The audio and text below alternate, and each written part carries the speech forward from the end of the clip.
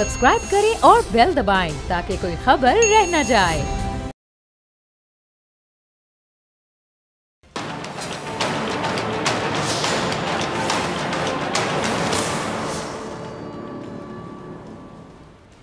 अस्सलाम वालेकुम नाज़रीन, मैं हूं डॉक्टर फ़िज़ा अकबर ख़ान और मैं हूं पाकिस्तान और आप देख रहे हैं पाकिस्तान के सबसे बड़े न्यूज़ चैनल का नंबर 1 प्रोग्राम ऐसे नहीं चलेगा। अल्हम्दुलिल्लाह माशाअल्लाह नवाज शरीफ की सियासत में वापसी और उनके बयानात दोनों की पजीराई जारी है। नवाज शरीफ साहब मुल्क और कौम के लिए कुछ बेहतर तो ना कर सके, अलबत्ता उन्होंने अपना वही काम दोबारा शुरू कर दिया जिसकी वजह से पाकिस्तान की साख मुतासर होने का खदशा है। नवाज शरीफ साहब की सबसे बड़ी खुसूसियत आपको पता है यही है कि उन्होंने हमेशा सियासत को अपनी ज़ात के लिए महदूद किया, अपने मुफाद के लिए इस्तेमाल किया। नवाज शरीफ साहब पर जब जब मुश्किल आई उन्होंने मुल्की मुफाद को नज़रअंदाज किया। नवाज शरीफ साहब के खिताब के बाद ना तो पाकिस्तान के अंदर कोई हलचल हुई और ना ही पाकिस्तान के अवाम ने उनके खिताब को कुछ कह सकते कि संजीदगी से लिया, बिल्कुल नहीं लिया। अच्छा जी, इस वक्त मुल्क की आबादी तकरीबन 22 करोड़ और इन 22 करोड़ अफराद में से नवाज शरीफ की तकरीर कितने अफराद सुन रहे थे? 19,000 अफराद। इससे ज़्यादा तो शायद नून लीग के वोटर्स ही होंगे, आप अग्री करेंगे मेरी बात से। अच्छा, टेलीविजन पर भी नवाज शरीफ साहब की तकरीर दिखाई गई। अब इस तकरीर में ज़रा सुनिएगा मेरी बात नाज़रीन, इस तकरीर में किसी मसले का हल था? दिल पे हाथ रखिए और बताइए, किसी मसले का हल आपको सुनाई दिया इस तकरीर में या बताया गया नवाज शरीफ साहब की जानिब से? इस तकरीर में आम आदमी के लिए क्या कुछ था? कुछ नहीं था। इस तकरीर में नहीं बताया गया कि पाकिस्तान से गुर्बत का खात्मा कैसे मुमकिन बनाया जाएगा। इस तकरीर में यह भी नहीं बताया गया कि नवाज शरीफ साहब ने पाकिस्तान पर 30,000 अरब का कर्जा क्यों चढ़ाया। चले अगर चढ़ा ही दिया तो चढ़ाया तो लगाया कहाँ पर? चले अगर लगा भी दिया तो फिर नज़र क्यों नहीं आता? इस तकरीर में यह भी नहीं बताया गया कि नून लीग के 5 सालों में पाकिस्तान में क्या इनकलाबी तब्दीलियाँ की गई। इस तकरीर में यह भी नहीं बताया गया कि नून लीग के पिछले 5 सालों में तालीमी निज़ाम को आखिर क्यों बेहतर नहीं बनाया गया। क्या तरजीहात में शामिल नहीं है आपके तालीम? इस तकरीर में लाहौर मोटरवे पर पेश आने वाले अफसोसनाक वाक़े का तो जिक्र कर दिया गया क्योंकि वो इमरान खान साहब की हुकूमत के दौर में पेश आया, लेकिन इसी तकरीर में सानिया मॉडल टाउन के जिम्मेदारों का जिक्र क्यों नहीं किया गया? क्या फ़र्क है? क्यों नहीं किया गया? ये भी एक सानिया और वो भी सानिया। इस तकरीर में ये नहीं बताया गया कि नून लीग ने जब इक़्तिदार छोड़ा तो पाकिस्तान आखिर दिवालिया होने के करीब क्यों था। इस तकरीर में यह तक नहीं बताया गया कि नून लीग के दौर में मुल्की बरामदात में 3 अरब डॉलर से ज़ायद कमी हुई, रिकॉर्ड तिजारती खसारा था। नवाज शरीफ की तकरीर को पाकिस्तान के एक आम आदमी ने मुस्तरद कर दिया, लेकिन इसके बावजूद उनकी तकरीर को पजीराई मिली। भारत में तवील अरसे बाद नवाज शरीफ भारत के लिए पाकिस्तान और पाकिस्तानी फौज के खिलाफ प्रोपेगेंडे करने का दोबारा वसीला बने। और ये कोई कामयाबी तो नहीं है नवाज शरीफ साहब आपके लिए, ये कामयाबी है आपके लिए। काफी वक्त के बाद भारतीय मीडिया के पास इस शख्स की वजह से जिनका नाम नवाज शरीफ है, पाकिस्तान के खिलाफ चलाने के लिए भारतीय मीडिया के पास कोई बड़ी खबर आ गई। प्रोपेगेंडा ही कहेंगे ना इसे। नवाज शरीफ साहब की तकरीर टाइम्स ऑफ इंडिया में मुलाहिजा कीजिए, जरा सुनिएगा, ये साथ साथ जरा देखिएगा भी। Nawaz Sharif makes political comeback launching scathing attack on army and Imran government. आगे देखिए जी, दोबारा मैं पढ़ के सुना दूं। Nawaz Sharif makes political comeback launching scathing attack on army and Imran government. अब आगे जरा सुनते चले जाइएगा। नवाज शरीफ साहब की तकरीर भारत के एक और अखबार में, वो भी जरा देख लीजिए। Nawaz Sharif says Pakistan army is a state above state. सुनिए जरा, देखिए जरा। और एक और भारतीय चैनल है NDTV, उसमें भी नवाज शरीफ साहब समेत ऑपोजिशन की तकरीर का बुनियादी नुक्ता शाया किया गया। क्या कहते हैं जी वो? Pak opposition accuse army of helping PM Imran Khan. और एक और भारतीय अखबार हिंदुस्तान टाइम्स, जो वहाँ काफ़ी पढ़ा जाता है, वो क्या लिखता है कि Pak army a state above the state says Nawaz Sharif. क्या बोलूँ मैं अब इन साहब के बारे में जिनका नाम है मियाँ मोहम्मद नवाज शरीफ, जो दुश्मन के मुंह में अल्फाज डाले, उसके बारे में आप क्या कहेंगे नाजरीन? मैं आप पे छोड़ती हूँ। अब ज़रा मेरा तजिया सुन लीजिए। अल्हम्दुलिल्लाह माशाअल्लाह, बाऊजी की तकरीर ने पाकिस्तान के 22 करोड़ अवाम के मसाइल पर बात की हो या ना की हो, लेकिन पड़ोसी मुल्क पर मज़ीद एक और एहसान कर दिया। यानी नवाज शरीफ साहब ने अपनी पूरी तकरीर में वो बातें की जो वो अपनी हर तकरीर में करते चले आए हैं। नवाज शरीफ साहब के पास अपनी नाअहली और नाकामी छुपाने का एक ही रास्ता होता है, और वो रास्ता है फ़ौज पर इल्ज़ाम तराशी शुरू कर दें। अदालतों पर इल्ज़ाम तराशी शुरू कर दें। नवाज शरीफ समेत ऑपोजिशन के जितने रहनुमा APC में बैठे ये मुतालिबा कर रहे थे कि फ़ौज का सियासत में कोई किरदार नहीं होना चाहिए। नवाज शरीफ समेत जितने ऑपोजिशन के रहनुमा फ़ौज पर सियासत में दखल अंदाजी का इल्ज़ाम लगा रहे थे, जो ये कह रहे थे कि फ़ौज से दूर रहना चाहिए, ज़रा गौर से सुनिएगा नाजरीन, जो ये कह रहे थे कि फ़ौज से दूर रहना चाहिए, वही लोग थे जो ऑपोजिशन की APC से होने से पहले एक और APC में शरीक हुए। वो APC थी इस्लामाबाद में, जिसमें चीफ ऑफ आर्मी स्टाफ जनाब कमर जावेद बाजवा साहब, DG ISI lieutenant general Faiz Hamid साहब और पाकिस्तान की तमाम ऑपोजिशन लीडरशिप वहां मौजूद थी। बिलावल जरदारी साहब, शहबाज शरीफ साहब, मौलाना फजल रहमान साहब की जमात के रुकन भी वहां मौजूद थे। अब इन तमाम ऑपोजिशन की जमातों ने शिरकत की। पहले मैं APC से पहले होने वाली इस APC का ज़रा मुख्तसर सा अहवाल आपके साथ शेयर करूंगी, आपको सुनाऊंगी, अब ज़रा सुनते जाइएगा। इस APC में पाक फ़ौज ने तमाम ऑपोजिशन रहनुमाओं को ये वाज़ेह पैगाम दिया कि अपने सियासी मामलात वो खुद हल करें। मेरे जुमले पे गौर कीजिएगा, वो अपने सियासी मामलात खुद हल करें। फ़ौज सियासत में ना दखल अंदाजी करना चाहती है और ना ही इसको बार बार सियासत में घसीटा जाए। वाज़ेह पैगाम, वाज़ेह पैगाम।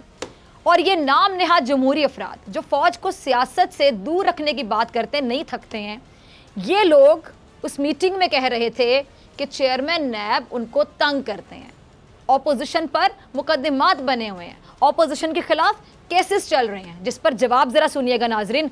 जवाब इनको जो दिया गया, जवाब दिया गया कि चेयरमैन नैब फ़ौज ने नहीं लगाया, इलेक्शन कमीशन फ़ौज ने नहीं लगाया, जो भी मुंतखब हुकूमत होगी फ़ौज उसके साथ ताउन करेगी, जो भी मुंतखब हुकूमत होगी। एक बड़ी सियासी जमात से ताल्लुक़ रखने वाले एक साहब ने फरमाया कि 2018 के इंतखाबात में बहुत धांधली हुई, तो उनको जवाब दिया गया कि अगर सिंध में जिस तरह से धांधली की गई, जिस तरह से पुलिस का इस्तेमाल किया गया, तो इस पर क्या कहेंगे, फिर क्या कहेंगे। उस पर वो साहब, आपको पता उन साहब ने क्या जवाब दिया, वो साहब खामोश हो गए। अब इसी तरह नून लीग के एक सीनियर रहनुमा ने भी शिकवा किया कि इलेक्शन में धांधली हुई, तो उनको याद दिलाया गया कि आपको याद है कि इलेक्शन की रात आपने फ़ोन किया था, और जब आपने फ़ोन किया था आप जीत गए, तो क्या आपके साथ धांधली हुई। फिर एक और साहब ने कुछ सवालात किए, जिस पर उनको जवाब दिए गए कि ये बताएं कि आर्मी चीफ से मिलने की दरख्वास्त करता कौन है और क्यों करता है, क्यों आर्मी चीफ के रिश्तेदारों और सीनियर फौजी अफसरान को अप्रोच किया जाता है, क्यों, कि वो किसी सियासतदान से मुलाकात कर लें, मिल लें। ये रिवायात डालने वाले खुद सियासतदान हैं। इलेक्शन में फ़ौज बुलाने का मुतालिबा फ़ौज का नहीं बल्कि सियासतदानों का था, और इस APC के फौरी बाद हुई ऑपोजिशन की APC, जिसमें नवाज शरीफ साहब के साथ वही लोग बैठकर फ़ौज से दूर रहने की तरकीब दे रहे थे, जो इससे पहले होने वाली APC में फ़ौज के साथ सियासी मामलात पर बात कर रहे थे। देखें ज़रा इनका किरदार, देखें ज़रा इन लोगों का। अब दो ही बातें हो सकती हैं, दो ही बातें, या तो शहबाज शरीफ साहब ने नवाज शरीफ साहब को ऑपोजिशन की APC से पहले होने वाली APC से बेखबर रखा, बताया ही नहीं कुछ, बेखबर रखा, और या दूसरी बात, या नवाज शरीफ साहब ने जानबूझकर सियासी फ़ायदा हासिल करने की गर्ज से फ़ौज पर इल्ज़ामात लगाए, जो अक्सर लगाते हैं। और नवाज शरीफ साहब की तकरीर वो अभी बाकी है, उन्होंने मज़ीद क्या कहा। अच्छा, पाकिस्तान की खारिजा पॉलिसी बनाने का इख्तियार पिछले 5 साल था किसके पास, इन्हीं साहब के पास, जो गुफ्तगू कर रहे थे, जिनका नाम है मियाँ मोहम्मद नवाज शरीफ साहब, जो कि 3 बार मुल्क के वज़ीर आज़म रहे। पिछले 5 साल इनके पास रहा। अच्छा, जब आगे चलते हैं, पाकिस्तान की जो खारिजा पॉलिसी है अब पिछले 5 सालों में क्या रही, मैं आपसे पूछती हूँ। कोई पाँच बड़ी सिफारती कामयाबियाँ नवाज शरीफ साहब के दौरे हुकूमत में जो पाकिस्तान को नसीब हुई हों, पाकिस्तान को मिली हों, अगर ये गिनवा सकें उंगली पे 1 2 3 4 5 गिनवा दें। मियाँ साहब वो भी बता देनी थी आपने इसलिए नहीं बताई, इसलिए नहीं गिनवाई क्योंकि कुछ था ही नहीं गिनवाने के लिए, तो क्या गिनवाते आप। लेकिन मुझे इतना याद है कि पाकिस्तान मियाँ साहब के दौरे हुकूमत में कई अरसे तक, नाज़रीन आप भी ज़रा याद करें कि मियाँ साहब की संजीदगी ये थी खारिजा पॉलिसी को लेकर के, इन्हीं मियाँ साहब के दौरे हुकूमत में कई अरसे तक पाकिस्तान वज़ीर खारिजा से ही महरूम रहा। हमें ज़रूरत ही नहीं थी वज़ीर खारिजा की, ये तो संजीदगी थी हमारी। और रही मियाँ साहब की सिफारतकारी और खारिजा पॉलिसी, तो मियाँ साहब पाकिस्तान की जो खारिजा पॉलिसी बनाना चाहते थे ना, वो किस तरह की बनाना चाहते थे, देखिए ज़रा, इस तरह की बनाना चाहते। जब वाजपेयी साहब थे, ये थी मियाँ साहब की खारिजा पॉलिसी, ये था मियाँ साहब का नज़रिया, ये था मियाँ साहब का इरादा, ये थी मियाँ साहब की सोच या फिर नीयत कह लें, नीयत, जो क़याम पाकिस्तान के बुनियादी मकसद की बाकायदा नफ़ी करती थी। क्योंकि बानी पाकिस्तान कायदे आज़म मोहम्मद अली जिन्ना ने क़याम पाकिस्तान की वजह ये बताई थी। देखिए ज़रा, सुना आपने। और पाकिस्तान की खारिजा पॉलिसी बनाने की बात वो कर रहे हैं जिनको क़याम पाकिस्तान का बुनियादी मकसद ही नहीं मालूम, जो दो कौमी नज़रिए से ना वाकिफ़ हैं, वाकिफ़ ही नहीं हैं। क्या करेंगे बात, ये क्या करेंगे बात खारिजा पॉलिसी बनाने के लोग। और बदकिस्मती देखिए कि पिछले 5 साल यही वो शख्सियत थी जिन्होंने पाकिस्तान की खारिजा पॉलिसी बनाई, और हाल ये था कि इनके दौरे हुकूमत में पाकिस्तान को FATF के मामले पर शदीद मुश्किलात का सामना करना पड़ा। और यही वो लोग थे जिनके रहनुमा खुलेआम कलअदम जमातों के सरबराहों के साथ मुलाकातें करते थे। यही थे ना वो लोग, यही वो लोग थे जिन्होंने एक बार भी पाकिस्तान का मौक़िफ़ मनवाने के लिए कोई ठोस इक़दाम नहीं किए, जिन्होंने मकबूजा कश्मीर का मुकदमा लड़ने के लिए मौलाना फजलुर रहमान जैसे शख्स का इंतखाब किया, जिसने सिवाय करोड़ों की लस्सी पीने के अलावा मकबूजा कश्मीर के लिए एक टके का काम नहीं किया। यही वो लोग हैं जिन्होंने कौमी मामलात पर ज़ाती ताल्लुकात बेहतर करने को तरजीह दी। यही है वो लोग जिन्होंने दूसरे ममालिक में जाकर अपने मुल्क और अपने मुल्क की फौज के खिलाफ बात की, उस फौज के खिलाफ जिसकी इतनी कुर्बानी है कि मैं गिनवाने बैठ जाऊं तो शायद 2 प्रोग्राम भी कम पड़ जाए, 3 प्रोग्राम भी कम पड़ जाए। शर्म इनको नहीं आती। यही वो लोग हैं जिनके बयानात को दुश्मन ममालिक बाकायदा हेडलाइंस के साथ चलाते हैं, शह सुर्खियां प्रोवाइड करते हैं, ये यहां से दुश्मन के मुंह में अल्फाज डालते हैं शख्सियात, फिर ये कहते हैं वतन से मोहब्बत करते हैं। ये कैसी मोहब्बत है ये कि दुश्मन के मुंह में अल्फाज डाल रहे हैं आप, झूठी बातें कर रहे हैं आप, बेबुनियाद बातें कर रहे हैं, प्रोपेगेंडा कर रहे हैं आप। यही वो लोग हैं जो दुश्मन मुल्क से आने वाले को बगैर वीजे के मरी की सैर करवाते हैं। ये क्या समझते हैं कि दहशतगर्द तंजीमों के खिलाफ फैसला कुन ऑपरेशन ज़रबे अज़्ब करने का फैसला इन्होंने किया। अवाम अच्छी तरह जानते हैं कि फैसला किसने किया था, अवाम जानते हैं। अब देखिए जरा मजीद क्या फरमाते हैं। ये अल्लाह की शान है, नवाज शरीफ साहब जिन 2 वुज़रा आज़म की बात कर रहे हैं उनको नाअहल करवाने में सबसे बड़ा किरदार किस जमात का था? ये नवाज शरीफ साहब की पार्टी मुस्लिम लीग नून का ही तो था। भूल गए नवाज शरीफ साहब? यूसुफ रज़ा गिलानी साहब कौन है? उनको नाअहल करवाने के लिए किसने तहरीक चलाई थी, ये भी भूल गए आप? यूसुफ रज़ा गिलानी साहब को कुर्सी छोड़ने के लिए आखिर कौन कहता रहा, शायद ये भी भूल गए नवाज शरीफ साहब। इस जरा क्लिप चलाइएगा। यूसुफ रज़ा गिलानी साहब ये कैसे भूल सकते हैं कि उनके खिलाफ किसने शिकंजा कसा था, किस तरह ये शिकंजा कसा गया और शिकंजा कसने वाला आखिर कौन था? आप तो भूल सकते हैं नवाज शरीफ साहब, जिसके खिलाफ कसा गया था शिकंजा वो कैसे भूल जाएगा? यूसुफ गिलानी साहब को अच्छी तरह ये याद होगा गिलानी साहब को कि वो भी एक जमहूरी हुकूमत के वजीर आजम थे। जो ओहदा आपका था ना वजीर आजम का, उनका भी शायद यही ओहदा था, जिनको नाअहल करवाने में सबसे बड़ा किरदार नवाज शरीफ साहब आपका अपना था। और ये तो नवाज शरीफ साहब खुद भी मानते थे कि इसका क्रेडिट भी ये नवाज शरीफ साहब लेना नहीं भूलते थे। आपको याद होगा राजा परवेज़ अशरफ साहब के खिलाफ करप्शन का मुकदमा दायर करने वाले वो भी कोई और नहीं थे, वो भी यही हज़रत नवाज शरीफ साहब थे। नवाज शरीफ साहब, इनके दरीना साथी ख्वाजा आसिफ साहब थे। और आपसे पूछे बगैर ख्वाजा आसिफ साहब की क्या मजाल के वो कोई काम करें नवाज शरीफ साहब? नवाज शरीफ साहब किसको बेवकूफ़ बना रहे हैं, मुझे बताएं। आप किसको बेवकूफ़ बना रहे हैं? नवाज शरीफ साहब किसको पागल बनाना चाहते हैं? जब मुफादात का टकराव हुआ तो यही वो लोग थे जो एक दूसरे के खिलाफ सुप्रीम कोर्ट के बाहर खड़े हो जाते थे। जब मुफादात का टकराव हुआ तो यही थे वो लोग जो एक दूसरे को नाअहल करवाने सुप्रीम कोर्ट भी पहुंच जाते थे। और यही वो लोग थे जो एक दूसरे की शिकायतें लगाने के लिए, मेरे जुमले पे गौर कीजिएगा, ये वो लोग हैं जो एक दूसरे की शिकायतें लगाने के लिए फ़ौज के पास पहुंच जाते थे और आर्मी चीफ से मिलने की दरख्वास्तें करते थे। जब मुफादात का टकराव हुआ तो ये लोग एक दूसरे के खिलाफ गद्दारी और वतन दुश्मनी का सर्टिफिकेट भी बांट रहे होते थे। और जब मुफादात एक हुए, अब ज़रा सुनिएगा, जब मुफादात एक हुए तो सब एक हो गए, बात ही ख़त्म, कहानी ख़त्म। जब मुफादात एक हुए तो सबके सब नेक भी हो गए, जब सब नेक हो गए तो फिर बात ही ख़त्म। जब मुफादात एक हुए तो सबके सब जमहूरी भी हो गए। जमहूरियत जिंदाबाद, इनके वाली जमहूरियत। और जमहूरियत किसे कहते हैं, ये जमहूर अच्छी तरह से जानते हैं, पागल ना समझिएगा किसी को। जब मुफादात एक हुए तो सारे के सारे एक ही सफ में हाथ बांधकर खड़े हो गए, ये है इनकी जमहूरियत। जब मुफादात नहीं एक तो एक दूसरे को लान तान करे, जब मुफादात एक हो गए तो जमहूरियत याद आ गई।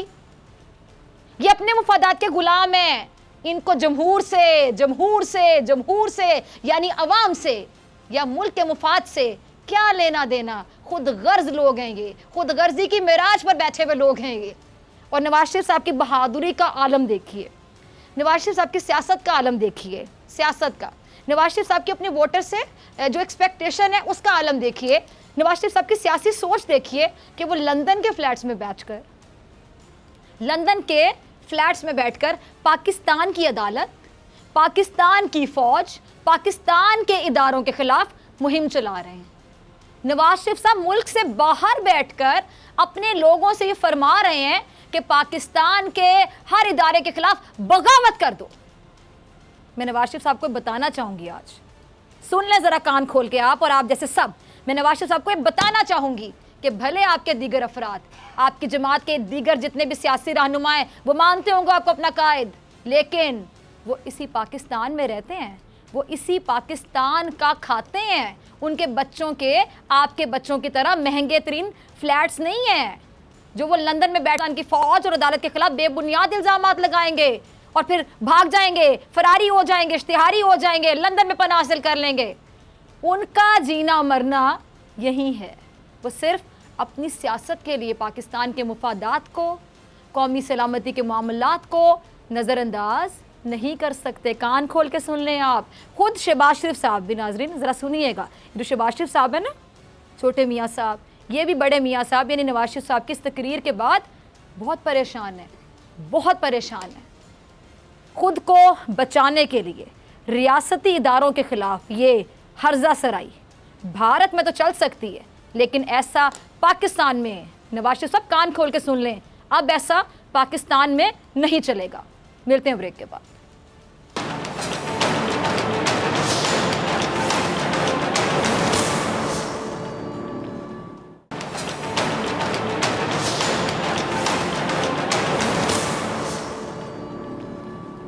वेलकम बैक नाज़रीन, आप देख रहे हैं ऐसे नहीं चलेगा, मैं हूं आपके साथ डॉक्टर फ़िज़ा अकबर खान। भारत का इलाका है जी जोधपुर, जहां पे 11 पाकिस्तानी जो हिंदू तारकीन वतन है उनकी पुरस्कार मौत का मामला है। पाकिस्तान हिंदू कौंसिल की तरफ से भारतीय हुकूमत को जो अल्टीमेटम दिया गया था नाजरीन, वो अब ख़त्म हो चुका है। और इसी सिलसिले में डॉक्टर रामेश कुमार साहब ने वज़ीर ख़ारजा शाह महमूद कुरैशी साहब से मुलाकात की और ये जो 11 पाकिस्तानी हिंदुओं का कत्ल है इसके खिलाफ धरने का भी ऐलान किया गया। इसी बारे में मजीद बात करने के लिए मेरे साथ मौजूद हैं डॉक्टर रमेश कुमार साहब। डॉक्टर साहब बहुत शुक्रिया ज्वाइन करने के लिए। डॉक्टर साहब, इस धरने का मकसद भी नाजरीन को ज़रा बताइएगा और ये पूरा मामला भी नाजरीन को समझाइएगा, इसमें क्या मुतालबात होंगे ये भी जानना चाहेंगे आपसे।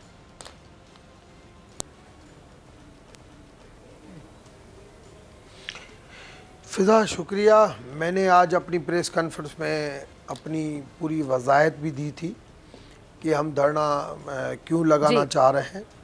बात सिंपल में ये है कि हम एक पुरअमन शहरी हैं, किसी जगह पे कोई माहौल बिगाड़ना नहीं चाहते, मगर एक लिमिट होती है। आप 9 अगस्त को ये मैटर होता है, 10 अगस्त को मैं इसको हाईलाइट करता हूँ। 10 अगस्त से लेके 14 सितंबर तक मुझे कहा गया कि 1 महीना लगेगा, हम करते हैं, पूरी रिपोर्ट्स हमारे साथ शेयर हो जाएगी। 14 सितंबर को मैं मिला कि भाई पाकिस्तान हाई कमीशन को कुछ इंफॉर्मेशन मिली, ख़ानदान के बारे में कुछ पता चला, पोस्टमार्टम का पता चला नहीं, एफआईआर का पता चला नहीं, कोई एक्सेस नहीं दी जा रही थी। फिर 14 सितंबर को जब मेरी फॉरेन मिनिस्टर से बात हुई, उन्होंने कहा कि हम इंडियन एनवाई को बुलाते हैं, प्रेशर देते हैं, आप 5 वर्किंग डे हमें 1 हफ्ते का टाइम दें। 1 हफ्ते का टाइम कल ख़त्म हो गया। आज मैं दोबारा मिला, उन्होंने कहा 1 हफ्ता और ठहरे। मैंने कहा अब नहीं ठहर सकते, अब ये टाइम गया। अब इस वक्त आप यही हमारी माजी की गलती थी कि हमने समझौता एक्सप्रेस को भी इस तरीके से हमने छोड़ दिया। कश्मीर को आज 1.5 साल हो गए हैं। मैंने कहा आप नहीं रुकेंगे हम। ये 11 लोग पाकिस्तानी हैं, हिंदू हैं मगर पाकिस्तानी हैं। मैं इंटरनेशनल कम्युनिटी से पूछना चाहता हूँ, आज 75th जो है वो सालगिरह मना रहे हैं अक़वाम मुत्तहिदा की। क्या अक़वाम मुत्तहिदा ये ह्यूमन राइट इशू के ऊपर बनी थी, आलमी कवानीन के हिसाब से बनी थी कि इंटरनेशनल जो ट्रीटी होगी उसको इम्प्लीमेंट किया जाएगा। आपको तो 1-1.5 साल के अंदर कश्मीर की भी विजिट नहीं कराई गई। मैंने कहा ये मैं नहीं सबर करूँगा। ये कौन सा मजहब है, मैंने वहाँ पे ही बात की, मैंने कहा कौन सा मजहब है जो आपको इंसानियत का कत्ल सिखाता है कि अगर कोई बंदा आपके लिए इस्तेमाल नहीं हो। कहते नहीं उन्होंने खुदकशी की। मैंने कहा अगर खुदकशी की तो आप मेरी एम्बेसी को एक्सेस दें, मुझे सेटिस्फाई करें कि एक बंदा खुदकशी पागल होके कर सकता है, 2 बंदे कर सकते हैं, 11 के 11 बंदी खुदकशी 11 कैसे कर सकते हैं? खानदान तबाह हो जाए। हाँ। क्या ये मुमकिन है? क्या हम पढ़े लिखे लोग और क्या हम पढ़े लिखे लोग ऐसी चीज़ को हजम कर सकते हैं कि एक एक जगह पे एक एक बंदा बैठा हुआ है और 11 बंदों ने एक प्लानिंग बनाई कि हम 11 के 11 नहीं, ऐसी चीज़ें नहीं है। ये मतलब चीज़ें तो ऐसे होती हैं जो लोग वहाँ पे जाते हैं और यही वजह है 5 साल में जो नेशनलिटी मिलती है। मुझे बताओ 2012 में वो गए, बड़े सिटीजन एक्ट इन्होंने पास कर लिए कि हम नेशनलिटी देंगे, हिंदू को देंगे, सिख को देंगे। इधर तो सिख को करतारपुर में आपने आने नहीं दिया। ये महात्मा गांधी का इंडिया नहीं है, ये नेहरू का इंडिया नहीं है। ये कौन सी सोच आप मना रहे? मुझे कहते हैं आप अयोध्या मंदिर विजिट करो। मैंने कहा मैं राम का सच्चा भगत हूँ, मगर मुझे ये बताओ कि अल्लाह का घर मिटा के अल्लाह का घर बनाना किस किताब में लिखा हुआ है? अल्लाह तो एक है ना। आपको अगर अभी बुखार होता है तो आपसे ये नहीं पूछा जाएगा कि आप हिंदू हैं, मुसलमान हैं या क्रिश्चियन हैं। ये क्यों इसने इतने बंटवारे कर रहे हैं? क्या आप सोच रहे हैं? ये क्या सेक्युलरिज्म वहाँ पे था? क्या उसका इमेज था? और आप कहाँ लेके जा रहे हैं इस तरीके से? और ऐसे पता नहीं कितने लोग होंगे हमारे साथ। डेटा आप शेयर होनी चाहिए, कौन से लोग हैं। हो सकता है बहुत सारे लोग वहाँ पे लापता हो जो यहाँ पे यूज़ नहीं हुए हो। और ये उन लोगों के लिए भी मैसेज है जो आज भी लोग वहाँ पे बैठे हुए हैं, उनके लिए भी मैसेज है कि आप उन बौखलाहट के लोगों के जहनों में नहीं आए। आप आज भी हैं, पाकिस्तान हिंदू काउंसिल, पाकिस्तान की इस्टेब्लिशमेंट, पाकिस्तान की हुकूमत आपको दिल से वेलकम करने के लिए तैयार है। मैं उनकी रेस्पॉन्सिबिलिटी लेने के लिए तैयार हूँ।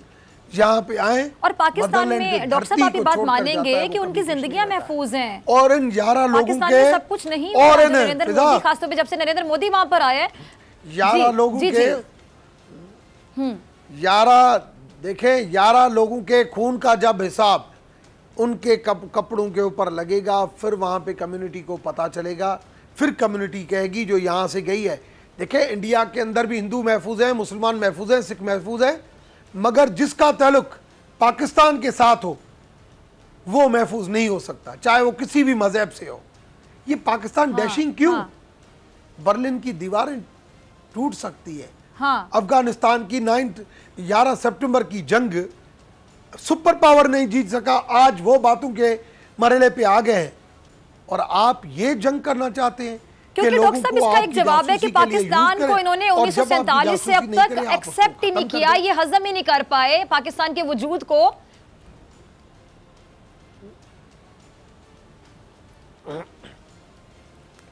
देखें पाकिस्तान एक हकीकत और स्ट्रेटेजिक जो पोजीशन है पाकिस्तान की वो एक ऐसी है कि दुनिया की जो भी सुपर पावर हो, दुनिया के जो भी बड़े मुल्क हो, उनके आगे पाकिस्तान मजबूरी है।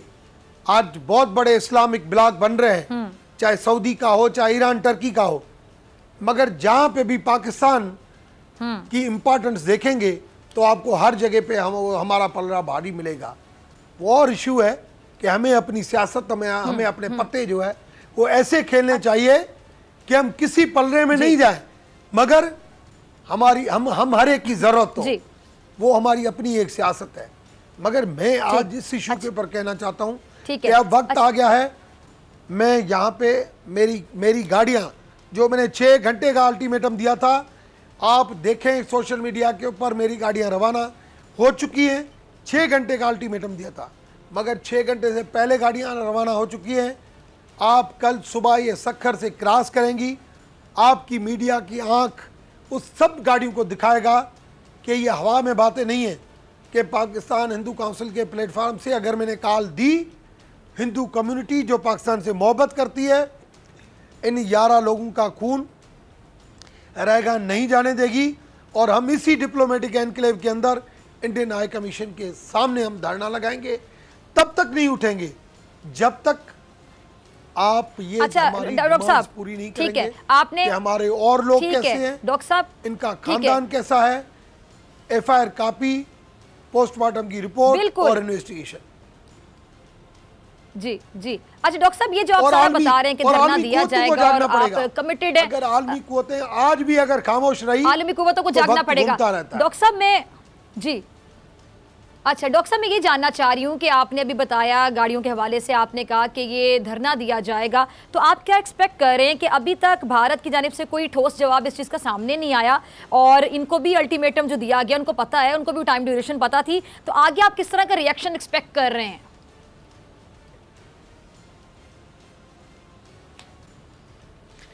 देखें, भारत की तरफ से जब मैं 14 तारीख को जब इंडियन एनवाई को बुलाया गया, जब उनको प्रेशर दिया गया, 1-2 दिन के बाद मेरी यूट्यूब के ऊपर स्टेटमेंट आई, तो मुझसे कांटेक्ट ज़रूर किया गया।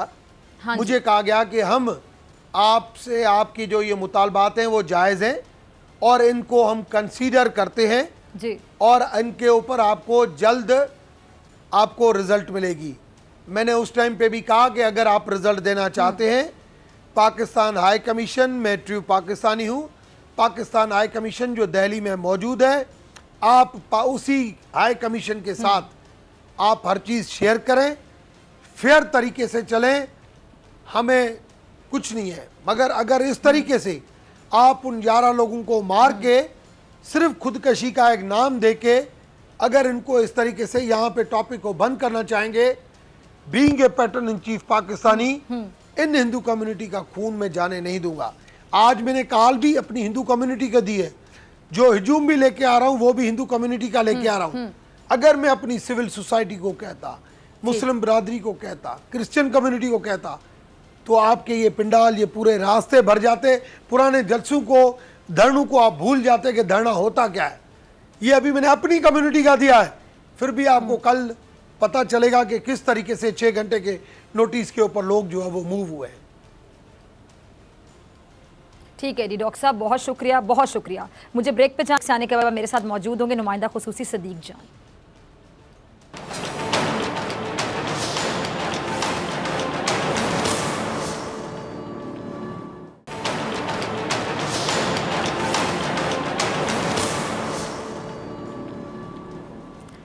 वेलकम बैक नाज़रीन, आप देख रहे हैं ऐसे नहीं चलेगा। मैं हूं आपके साथ डॉक्टर फिजा अकबर खान। मेरे साथ इस सेगमेंट में हमेशा की तरह मौजूद है नुमाइंदा खुसूसी सदीक जान।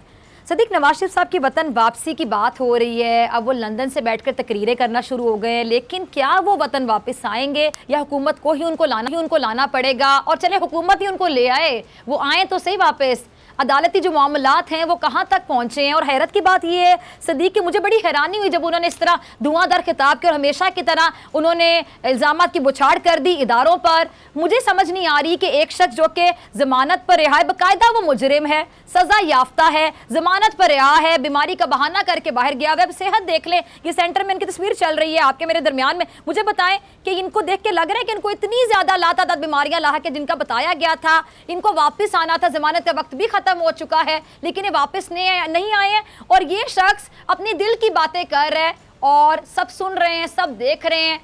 क्या कहूँ मैं सदीक? देखें, जो उन्होंने तकरीर की एपीसी में, उससे उन्होंने अपना सियासी पनाह का केस यूके में मजबूत कर लिया है। आपको पता है कि जो भी पाकिस्तान की फ़ौज को गालियां देगा, जो भी पाकिस्तान की फ़ौज पे हमले करेगा, उसके लिए यूके हो, यूएसए हो, कनाडा हो, बड़ा अहम पॉइंट आपने रेज़ किया, लेना कोई मसला नहीं है।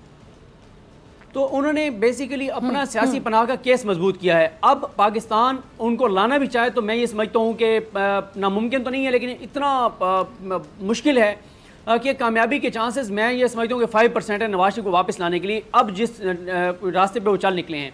देखें, अल्ताफ हुसैन ने क्या क्या कुछ है जो नहीं किया। आज ही फैसला आया सानिया बल्दिया का, लेकिन आप अल्ताफ हुसैन को नहीं ला सकते। उसकी वजह क्या है? उसकी वजह यह है कि अल्ताफ हुसैन उनके हाथों में खेल रहा है, उनके एजेंडे की तकमील कर रहे हैं। पाकिस्तान की फौज के खिलाफ उसने तकरीरें की, पाकिस्तान में तबाही और बर्बादी लाने की कोशिश की, दहशतगर्दी को फरोग दिया। तो नवाज शरीफ साहब भी अब वो फेवरेट बन चुके हैं यूके के। और एक बात जहन में रखें कि पाकिस्तान अगर नवाज शरीफ साहब को वापस लाना चाहता है तो पाकिस्तान के पास एक ही ऑप्शन है कि इंटरपोल के जरिए दरखास्त की जाए। और इंटरपोल में हम इसी प्रोग्राम में बता चुके हैं कि इंटरपोल में भारत की लॉबिंग बहुत ज़्यादा है और पाकिस्तान की लॉबिंग नहीं है। इसलिए ये भूल जाएं कि नवाज शरीफ को लाना इतना आसान है, और ये तकरीर करके तो अब और भी ज़्यादा मुश्किल हो गया है। दूसरी बात यह है कि जहाँ तक आपने उनकी बीमारी की बात की, आज यही वजह थी कि इस्लामाबाद हाई कोर्ट में उनके वकील ख्वाजा हारिस ने पेश होने से इनकार कर दिया है। और इसके जो एक लग यही रहा है कि ख्वाजा हारिस साहब ने कहा है कि मैं मजीद झूठ नहीं बोल सकता, मैं उनका दिफा नहीं कर सकता। आप मुझे रिपोर्टें देते हैं, आप कहते हैं जाके अदालत को बताएं कि मियाँ साहब को छोटी बड़ी 17 बीमारियां हैं, 12 वो दवाइयाँ खाते हैं, ये शरियान भी बंद है, वो वाली नाली भी बंद है, ये भी मसला है, वो भी मसला है। दूसरी तरफ वो बैठ के और तकरीर कर रहे हैं और फौज पे हमले कर रहे हैं। तो मैं कैसे जाके अदालत के सामने इस चीज़ का दिफा करूं कि वो वाकई बहुत ज़्यादा बीमार हैं। तो आज ख्वाजा हारिस साहब ने नवाज शरीफ की जानिब से पेश होने से इनकार कर दिया है। आज वो अदालत में पेश नहीं हुए और उनकी जगह मुनव्वर इकबाल दुगल साहब जो हैं एडवोकेट, वो पेश हुए हैं। तो ये भी एक बड़ी डेवलपमेंट है। तीसरी मैं आपको बात बताऊं कि आज इस्लामाबाद हाई कोर्ट ने एक बहुत इंपॉर्टेंट ऑब्जर्वेशन दी है कि इस्लामाबाद हाई कोर्ट ने जो नाकाबिल ज़मानत वारंट गिरफ्तारी जारी किए थे, वो फॉरेन ऑफिस की तरफ से वहाँ पर जो फॉरेन ऑफिस जो हाई कमीशन है लंदन में पाकिस्तान का, वहाँ से रऊ अब्दुल हनान साहब वो वारंट गिरफ्तारी लेकर गए देने के लिए, जो कि वहाँ पे नवाज शरीफ साहब के जो मुलाजिम हैं याकूब, उन्होंने लेने से इनकार किया। लेकिन अदालत ने आज एक बहुत इंपॉर्टेंट ऑब्जर्वेशन ये दी है कि हम ड्यू प्रोसेस मुकम्मल करेंगे ताकि ऐसा ना हो कि चंद माह बाद, चंद साल बाद नवाज शरीफ वापस आए पाकिस्तान और आने की कोशिश करें और ये कहें कि मुझे तो पता ही नहीं था। क्योंकि आपको पता है ना कि ये गजनी बन जाते हैं, फिर ये भूल जाते हैं, फिर ये भोले बनने की कोशिश करते हैं। अच्छा, कब शॉर्ट टर्म मेमोरी जारी हुए थे? अच्छा, और ये रियल लाइफ में आमिर खान से ज्यादा अच्छी एक्टिंग करते हैं। आमिर खान ने भी गजनी मूवी में क्या एक्टिंग की होगी, ये पीछे छोड़ गए आमिर खान को। सही बात है। देखें, अगर पाकिस्तान में अभी पिछले दिनों वो खबर आई थी कि आसिम सलीम बाजवा साहब जो हैं वो इस पे काम कर रहे हैं कि पाकिस्तान में जो फिल्म इंडस्ट्री उसके रिवाइवल की। मैं तो ये कहूँगा कि अगर आपने पाकिस्तान में जिस तरह अर्तुगरुल चला है और इस तरह की आपने ड्रामे और फिल्में बनानी है, तो एक फिल्म या ड्रामा ये शरीफ खानदान के ऊपर भी बनाए। खास तौर पे इन्होंने जो JIT के सामने जाके बयान दिए थे ना, अगर उसके ऊपर आप फिल्म बना दें, यकीन करें इतनी पॉपुलर होगी वो फिल्म, जिस तरह वहां जाके गजनी बन गई, हिट होगी। बिल्कुल, मेरे ख्याल से बड़ा पाकिस्तान बड़ा कमा भी सकते हैं। वो फिल्म पाकिस्तान से बाहर भी रिलीज होगी, बड़ा कमाएगी, पाकिस्तान की इकोनॉमी बेहतर होगी। और आज मैं आपको बता दूं, ये क्लिप जो है ना, ये अगर ये फिल्म बनी तो रजा भाई को ये क्लिप दोबारा चलाना पड़ेगा चंद साल बाद, कि अगर वो JIT को जो इन्होंने बयान दिया, अगर वो फिल्म बनी, उसमें से जो चले बात आपने मजाक की छेड़ी दी है, तो एक चीज बता देना सदीक। हाँ हाँ, वो मैं बताता हूं। जी, सबसे ज्यादा व्यूज लेकर कंप्लीट कीजिएगा। वो कौन? JIT के सामने जी, जो कैप्टन सफदर साहब ने JIT के सामने बयान दिया था, सबसे ज्यादा अच्छा वो क्लिप जो है वो वायरल होगा। हाँ बिल्कुल बिल्कुल। अच्छा, मुझे ये बताइएगा कि अगर इस अर्तुगरुल की बात आप कर रहे थे, तो इस कहानी में हीरो कौन होगा, विलन कौन होगा, कुर्दोगलो का किरदार कौन अदा करेगा? ये मुश्किल तो सबको पता है। आपको पता है जब से ये ड्रामा चला है तो सोशल मीडिया पे लोगों ने बताया हुआ है कि कौन कुर्दोगलो है, कौन वो हिस्सा बन के कबीले। चले हम नहीं बताएंगे ना, हमसे पहले वो बड़ा नाराज रहते हैं आप सर मुझसे, हम नहीं हम नहीं बताते। पहले सदीक आपके मेरे मुखालिफत मजीद शुरू हो जाएगी, पहले बहुत ज्यादा खिलाफ है आपके मेरे। अच्छा सदीक, मुझे ये बताइएगा, अब आप ये देखिए जरा, हम सीरियस नोट पे बात करते हैं या जरा मजाक से हटके, कि नवाज शरीफ साहब ने तकरीर की, नवाज शरीफ साहब ने इजहार ख्याल किया, और नवाज शरीफ ही क्या जो इजहार ख्याल करने बैठे और फौज से बुक्स ना निकाले, इदारों पर इल्जाम तराशी ना करे, फिर उसका नाम नवाज शरीफ तो नहीं ना होगा। नवाज शरीफ तो फिर वही है कि जो फौज पर इल्जाम की बुछाड़ शुरू कर दे, इदारों पर इल्जाम की बुछाड़ शुरू कर दे और भारत को खुश कर दे। मेरे अल्फाज जरा गौर से सुनिएगा, मैं पूरे आर्गुमेंट से बात करूंगी, मैं कोई इल्जाम नहीं लगा रही। आज आप देख लें कि भारत में नवाज शरीफ साहब की ये जो अल्फाज थे, इनकी जो राय थी, उस पर बाकायदा शह सुर्खियां हेडलाइंस चल रही हैं, अखबारों में छपी हैं, टीवी चैनल्स पे चल रही हैं। अब जब दुश्मन आपकी बात से राजी हो, दुश्मन आपकी बात पर सेलिब्रेट करे या दुश्मन के मुंह में आप अल्फाज डालें, तो ऐसे शख्स के लिए किस लफ्ज़ का आप इंतखाब करेंगे? सदीक, अब ये मैं आप पे छोड़ती हूँ, ज़रा बता दें, फिर बड़ा माइंड करते हैं जब हम कुछ ऐसा लफ्ज़ बोलें इनके।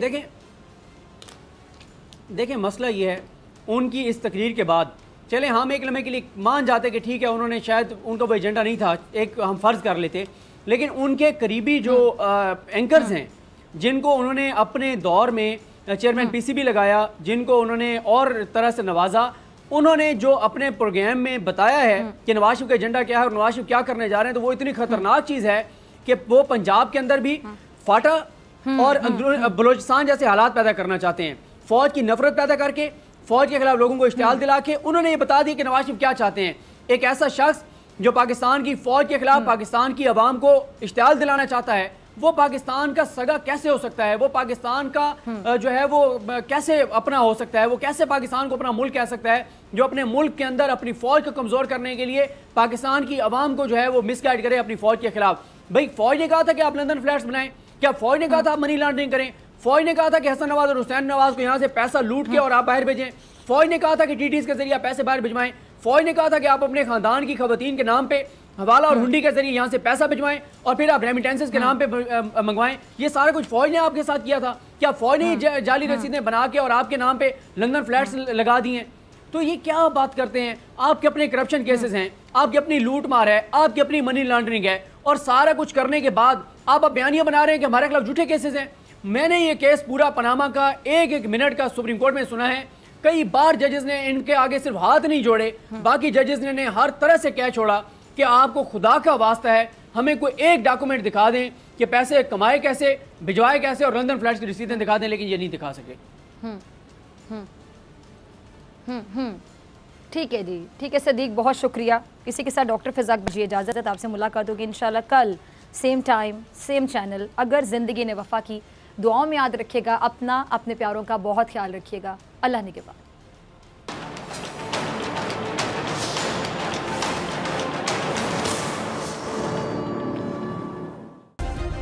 सब्सक्राइब करें और बेल दबाएं ताकि कोई खबर रह न जाए।